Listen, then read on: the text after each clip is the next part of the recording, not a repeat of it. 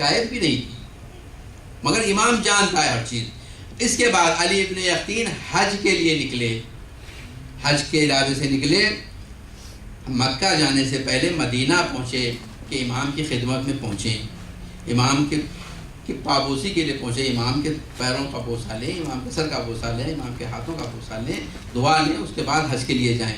امام کے گھر پر پہنچے، در دولت پہ پہنچے اور داخلے کی اجازت دینا چاہتے تھے، امام نے اجازت نہیں دی، لوٹا دیا، چلے گئے۔ رات ساری بسر کی مدینے میں۔ دیکھیے ان کے لیے کتنا مشکل ہے کہ امام کی خدمت میں جانا، کیونکہ یہ وزیر ہیں، انہیں اس کا بھی ڈر ہے کہ ہو سکتا ہے جاسوس رپورٹ کر دیں کہ میں وہاں سے حج کے لیے آیا ہوں اور امام سے ملاقات کے لیے جا رہا ہوں۔ دوسرے دن آئے، پھر اجازت مانگی، امام نے اجازت نہیں دی، پھر لوٹا دیا، چلے گئے۔ تیسرے دن آئے، تیسرے دن اجازت مانگی، امام نے اجازت دی، دوڑتے ہوئے گئے، امام کے پیروں پہ سر رکھ دیا، کہا کہ مولا کیوں مجھے 2 دن آپ نے لوٹا دیا؟ کہا کہ علی ابن یقطین تم نے ہمارے چاہنے والے ابراہیم جمال سے ملاقات نہیں کی۔ یہ رونے لگے، کہا کہ فرزند رسول مجھ سے غلطی ہو گئی۔ کہا کہ دیکھو جب تک ابراہیم جمال تم سے راضی نہیں ہو جاتا، تمہیں معاف نہیں کر دیتا اور تم سے راضی نہیں ہو جاتا، اس وقت اللہ تمہارا حج قبول نہیں کرے گا۔ ایک مرتبہ رونے لگے، کہا کہ مولا میں یہاں مدینے میں ہوں، ابراہیم جمال کوفے میں ہے، میں کیسے ملاقات کر سکوں، کیسے ان سے معافی مانگ لوں؟ کہا کہ آج رات کو اکیلے تنہائی میں بغیر کسی کے ساتھ بقی میں جانا، بقی میں ایک گھوڑا ہوگا جس پر زین کسی ہوئی ہوگی، اس پر بیٹھ جانا۔ یہ انتظار کرتے رہے، جب رات ہو گئی تو اکیلے گئے بقی میں، گھوڑا تھا، گھوڑے پر بیٹھ گئے اور پلک جھپکنے میں یہ ابراہیم جمال کے گھر کے سامنے تھے۔ درود پڑھیں محمد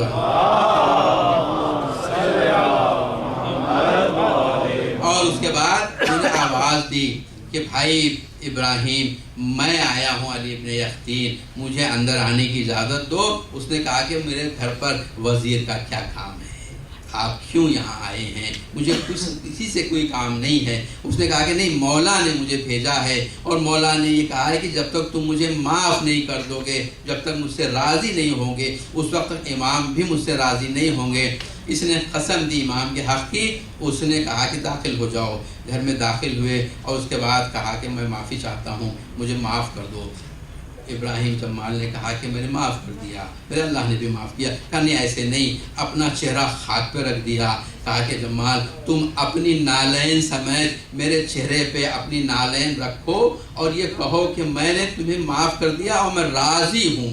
یہ روتے جاتے تھے اور کہتے تھے پروردگار تو گواہ رہنا کہ ابراہیم جمال نے مجھے معاف کر دیا اور مجھ سے راضی ہو گیا، اور اس نے مومن تھا، وہ بھی اس نے انہیں معاف کر دیا، ان سے راضی ہوا۔ اس کے بعد باہر آئے اور اسی حالت میں پھر گھوڑے پہ بیٹھے اور ایک پلک جھپکنے میں امام کے در دولت پہ تھے، امام کی خدمت میں پہنچے۔ امام نے گلے سے لگا لیا اور کہا کہ ہاں، دعائیں دی اور کہا کہ جاؤ، اب تمہارا حج بھی مقبول ہے، حج بھی تمہارا قبول ہے۔ یہ امام جب ان کے اتنے ناز برداشت کر رہے تھے، جب دیکھا کہ ایک مومن سے انہوں نے ملاقات کرنے سے انکار کر دیا تو امام نے انہیں 2 مرتبہ رد کر دیا اور کہا کہ تمہارا حج اللہ بھی قبول نہیں کرے گا۔ تو بڑے مسائل ہیں، ہم سچے دل سے امام کی معرفت حاصل کریں، اور وہ جو اہل بیت کے چاہنے والے ہیں ان سے محبت رکھنا ہمارے لیے ایسے ہی ضروری ہے جیسے ہم امام سے محبت رکھتے ہیں۔ دو بہن بس اب امام کی شہادت کے تعلق سے 5-6 منٹ 7-8 منٹ ہوں گے گفتگو۔ یہ سن لیجئے کہ جب ہارون خلیفہ ہوا تو ہارون کے 14 لڑکے تھے، 14 بیٹے تھے۔ اس نے اپنے 3 بیٹوں کو اپنا جانشین بنایا، امین کو اپنا پہلا ولی عہد بنایا، مامون الرشید کو دوسرا بنایا اور موتمن کو تیسرا بنایا۔ اب اس کے بعد یہ چاہتا تھا کہ ان کے ہاتھ پر تمام مسلمان بیعت کریں۔ تو سب سے بہتر موقع یہ تھا کہ مکے کو یہ آئے اور مکے میں جو مسلمان حج کے لیے آتے ہیں وہ حج کے موقع پر ان سے بیعت لے لے کہ اس کے بعد وہ امین ہے، امین کے بعد مامون ہوگا، مامون کے بعد معتمد ہوگا۔ یہ آیا، مگر وہاں جانے سے پہلے یہ مدینہ آیا، اور جب یہ اپنے بڑے بیٹے کو اس نے اپنا ولیعہد بنایا تو اس کا استاد بنایا جعفر ابن محمد ابن اشعث۔ ایک دو پیر محمد اللہم صلی اللہ محمد۔ یہ بھی سن لیجئے جعفر کون ہے، محمد ابن اشعث کون ہے، اشعث کون ہے؟ اشعث ابن قیس وہ ہے جس کے گھر ابن ملجم آیا تھا، اور اشعث کی بیٹی وہ تھی جس نے دوسرے امام کو زہر دیا تھا، جادہ ابن اشعث۔ اس کا بیٹا تھا محمد ابن اشعث، وہ جس نے حضرت مسلم ابن عقیل کے خلاف جو لشکر گیا تھا کوفے میں طغا کے گھر سے لانے کے لیے، اس کا لشکر کا سردار محمد ابن اشعث تھا، اس کا بیٹا تھا جعفر۔ مگر جعفر شیعہ ہو گیا، اس کے شیعہ ہونے کی وجہ یہ تھی کہ منصور دوانقی جو خلیفہ تھا اس نے اس کے ماموں کو بلایا تھا، اشعث جعفر کے ماموں کو، اور اس سے ایک رقم دی تھی کہ جاؤ مدینہ اور وہاں پر جا کر یہ کہنا کہ میں خراسان سے آ رہا ہوں، اور یہ رقم خراسان کے مومنین نے دی ہے بنی ہاشم کے لوگوں کو دینے کے لیے، یعنی چھٹے امام کے رشتہ داروں کو دینے کے لیے۔ تو ان کو یہ رقم دینا اور اس کے بعد ان سے بہت ہی راز میں گفتگو کرنا میرے قتل کے متعلق، خلیفہ کے قتل کے متعلق، اور دیکھنا کہ ان میں کون کون مخالف ہے، ان کے نام مجھے لا کے دے دے۔ تو یہ پہنچا اور یہ رقم تقسیم کر رہا تھا۔ اب ایک مرتبہ مسجد پہنچا، مسجد میں امام بیٹھے ہوئے تھے، چھٹے امام پلٹ گئے اور اس کے پاس اس سے کہا کہ ملعون، تو بنی ہاشم کی مجبوری سے فائدہ نہ اٹھا، کیونکہ بنی ہاشم کو بیت المال سے تو رقم نہیں ملتی تھی، اب یہ رقم دینے کے لیے آیا تو وہ ان میں سے جو افراد ہیں وہ پڑھ کے حاصل کر رہے ہیں رقم۔ اور اس کے بعد اس نے کہا کہ میں کون سا برا کام کر رہا ہوں، میں خراسان سے آیا ہوں۔ امام نے تمام واقعات سے بیان کر دیے کہ تو منصور دوانقی کی طرف سے آیا ہے، اس نے یہ کہا ہے، اتنی رقم دی ہے، تو اب تک ان سے ملا ہے۔ تو یہ جب سے معلوم ہوا تو یہ لوٹا اور اس نے سارا واقعہ اپنے خاندان والوں کو بیان کیا۔ تو یہ جعفر کا ماموں تھا، جعفر شیعہ ہو گیا، اور جب جعفر شیعہ ہو گیا تو جعفر اپنا شیعہ ہونے کا اس نے اعلان نہیں کیا تھا، اسے ہارون الرشید نے اپنے بڑے بیٹے کا استاد مقرر کیا۔ یہ جب استاد بنا تو ہارون کا جو سب سے بڑا وزیر تھا اس کا نام تھا یحییٰ برمکی۔ یحییٰ برمکی ملعون نے یہ سوچا کہ جب یہ ہارون مر جائے گا اور اس کی جگہ پر امین خلیفہ ہوگا تو امین مجھے بھی ہٹا دے گا اور اپنے استاد کو سب سے بڑا وزیر بنا دے گا۔ تو اب اس کو وہیں سے دشمنی شروع ہوئی، وہ چاہتا تھا کہ جعفر کو اس کے محل سے باہر کر دے۔ اب وہ کہنا شروع کیا کہ جعفر شیعہ ہے، جعفر اپنے امام موسیٰ کاظم علیہ السلام کو اپنا امام سمجھتا ہے۔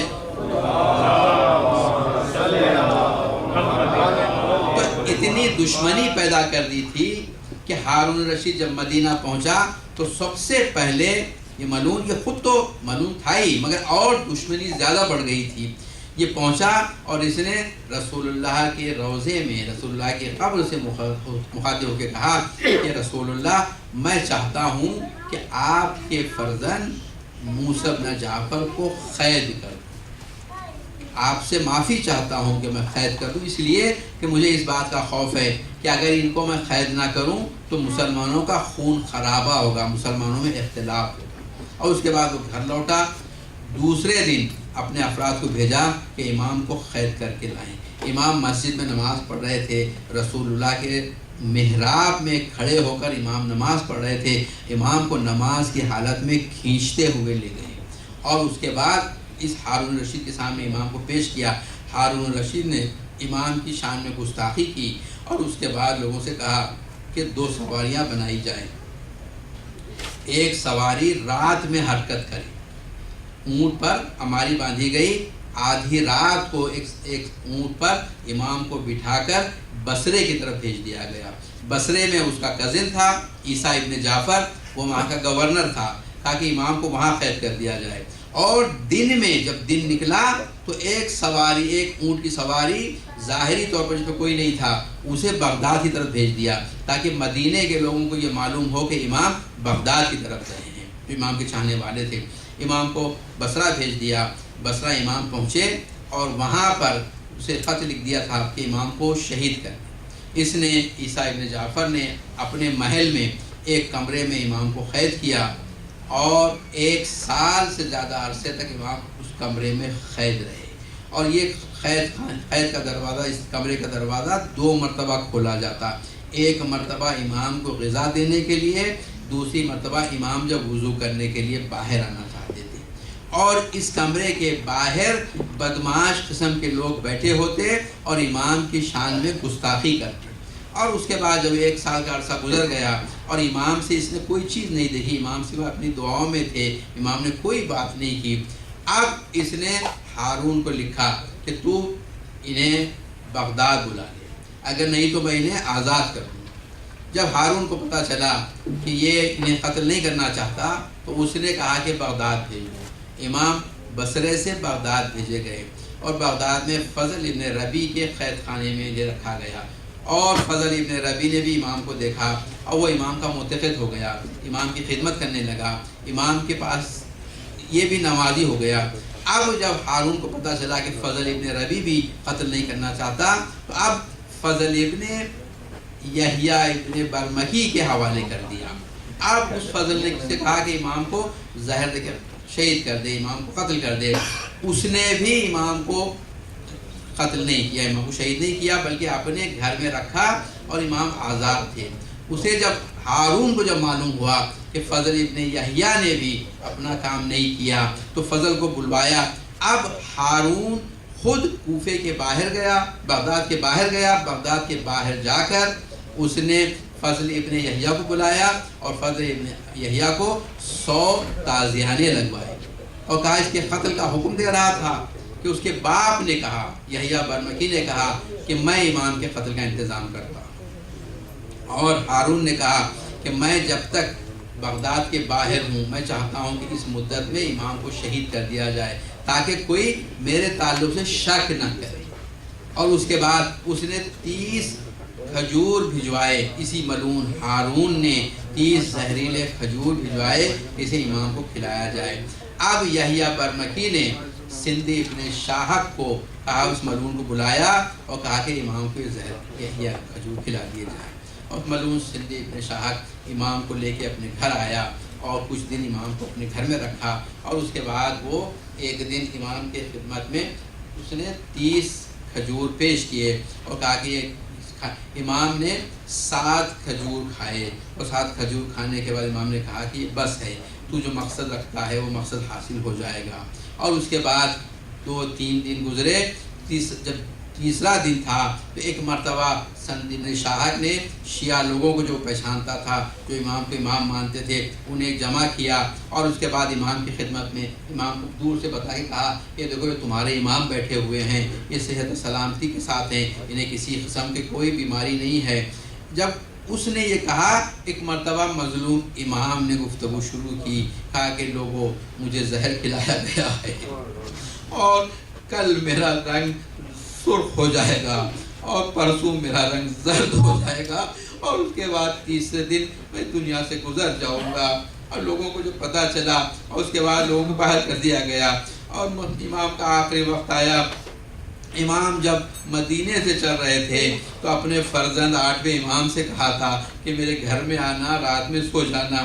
وہ خادم بیان کرتا ہے کہ ہر دن ہم امام کا بستر لگاتے تھے، مگر ایک رات جب بستر ہم نے لگا دیا امام تشریف نہیں لائے، اور اس دن امام صبح کے وقت پہنچے تو ہم سب نے تعجب سے پوچھا، تو امام پہنچے اور کہا کہ میرے جو تبرکات ہیں مجھے دیا جائے۔ سمجھ گئے کہ امام اس دنیا میں اب نہیں رہے۔ امام وہاں سے بغداد پہنچے اور اپنے بابا کی خدمت میں پہنچے، اور اس کے بعد وصیتیں ہوئیں، اور امام کو زہر دیا گیا تھا۔ امام نے وصیتیں کی، اور اس کے بعد وصیتوں کے بعد کہا کہ مجھے تم کفن دینا، مجھے غسل دینا، کفن دینا، اور اس کے بعد تم یہاں سے چلے جانا اور مجھے بنی ہاشم کے قبرستان میں دفن کر دیا جائے گا۔ تو امام کو ہم نے غسل دیا، کفن پہنایا اور تابوت میں رکھ کر اب سندھ ابن شاہق ملعون نے امام کے جنازے کو لیا اور لا کر وہ ایک پل پر لا کر رکھ دیا، اور اس کے بعد جنازے کو کھول دیا اور سارے لوگوں کو آواز دے رہا تھا کہ رافضی لوگوں کے امام مر گئے، آؤ دیکھو۔ تو منصور کا ایک چچا تھا جس کا نام سلیمان ابن جعفر تھا، یہ اہل بیت کا چاہنے والا تھا، اس کی سامنے حویلی تھی، اس نے اپنی حویلی سے دیکھا کہ کچھ پل کے پاس کچھ جنازہ رکھا ہوا ہے۔ ایک مرتبہ آیا، اپنے خادموں کو لے کے آیا اور آ کے اس نے دیکھا کہ امام کا جنازہ ہے۔ ایک مرتبہ اس نے امامہ پھینکا، اس نے اپنے نالن اتار دیے اور امام کے جنازے کو اس نے تابوت اٹھا لیا اپنے غلاموں کے ساتھ، اور اس کے بعد لے کے پہنچا اور پہنچ کے بنی ہاشم کے قبرستان میں پہنچ کے امام کو اس نے دفن کر دیا۔ اور اس طریقے سے یہ مظلوم امام 35-34 سال امامت کے بعد بغداد میں دفن ہوا۔ یہی کاظمین جو ہے، مختصر یہ کہ میں عرض کروں گا کہ مولا آپ بغداد میں تھے اور آپ کے فرزند مدینہ میں تھے، مگر پہنچے ضرور، آپ کو غسل بھی دیا، کفن بھی پہنایا، تشییع جنازہ بھی ہوا، بنی ہاشم کے قبرستان میں دفن بھی ہوئے۔ ہاں، یہ مصیبت صرف حسین کے لیے تھی، حسین کا بیٹا بھی تھا، آخری وقت حسین کا بیٹا کیسے بابا کی قبر پہنچتا؟ بہن کھڑی دیکھ رہی تھی کہ یزید کے شمر سینے پہ بیٹھا ہوا ہے، اور وہاں سے عمر سعد کو بی بی کہہ رہی تھی کہ اے عمر سعد، تو دیکھ رہا ہے میرا بھائی پیاسا ہے اور تو کچھ نہیں کہتا۔